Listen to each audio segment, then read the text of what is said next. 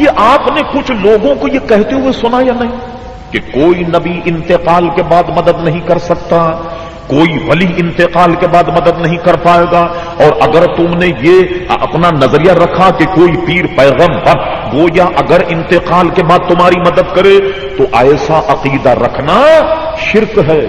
کیا سمجھے آپ؟ ادھر سے فتویٰ یہ آیا کہ کسی بھی پیر پیغمبر پر یہ عقیدہ رکھنا کہ وہ ہماری مدد کرے انتقال کے بعد، ایسا نظریہ رکھنا یہ شرک ہے.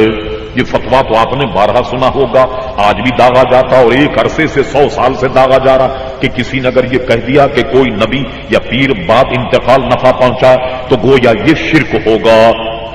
اچھا، اب اسی پر ہم گاڑی روک لیتے ہیں کہ جناب کوئی آدمی انتقال کے بعد نفع نقصان نہیں پہنچاتا اور اگر یہ نظریہ ہو پہنچائے تو یہ شرک ہو جائے گا. میں آپ سے پوچھتا ہوں، بتائیے جناب، حضرت موسیٰ علیہ السلام اگر حضور کی توجہ نہ دلاتے تو نمازیں کتنی ہوتی؟ 50. اب کہتے ہیں استاد زمن شہنشاہ سخن مولانا حسن بریلوی کہ حسن سنی ہے، افراط و تفریط اس سے کیوں کر ہو کہ ادب کے ساتھ رہتی ہے روش ارباب سنت کی. ہم گالی نہیں دے رہے، گزارش کرتے ہیں ایک، وہ یہ ہے کہ جس کا عقیدہ یہ ہو کہ نبی انتقال کے بعد نفع نہیں پہنچائے اسے کو بیٹا تو پڑھ پوری 50 پڑھ. اور ہمارا چونکہ عقیدہ یہ ہے کہ نبی بعد انتقال نفع پہنچاتا، ہم تو پڑھیں گے 5، اس لیے کہ ہمارا چونکہ عقیدہ ہے اور تمہارا عقیدہ ہے کہ نبی نفع نہیں پہنچاتا. اور میں تو کہتا ہوں اس عقیدے پہ عمل ہو جائے، قسم خدا کہ مسئلہ حل ہو جائے. ایک آدمی چلا نیو کراچی سے فیڈل بی ایریا پہنچا تو نماز کا وقت گھنٹے ہیں 24، نمازیں ہو گئی 50. کیوں صاحب؟ اگر 1 گھنٹے میں 2 نماز کا بھی حساب کریں تو 48 ہو گئی یا نہیں؟ 2 اور بچ گئی.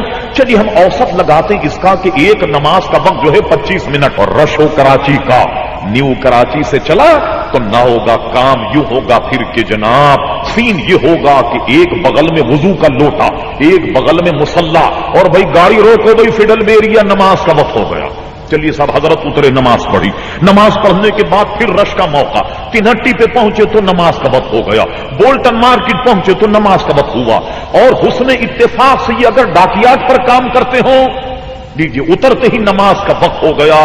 لیجیے صاحب راستے میں نماز، دفتر میں نماز، گھر میں نماز، ادھر نماز ادھر نماز، نمازی نماز، صبح نماز، شام نماز، نظام زندگی نماز. تو نہ تمہیں فرصت ملے نہ ہم پہ فتویٰ لگاؤ. بھئی جب گھنٹے میں یہ 2.5 نمازیں پڑھے گا تو اس سے فرصت کہاں ملے گی کہ ہم پر فتویٰ لگائے؟ تو وہ ہم بھی فتوے کی عزت سے بچ جائیں گے اور تمہارا کام بھی ہو گیا.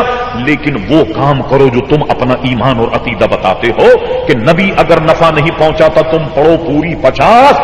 پتہ لگ جائے تمہیں 50 نمازوں میں جو ہمارا عقیدہ تو ماننا پڑے گا. اس معاملے میں تم ہمارے عقیدے کی پیروی کرتے ہو اور 5 نماز پڑھتے ہو، حالانکہ ان 5 نمازوں میں تو غیر اللہ کی مدد شامل ہو گئی.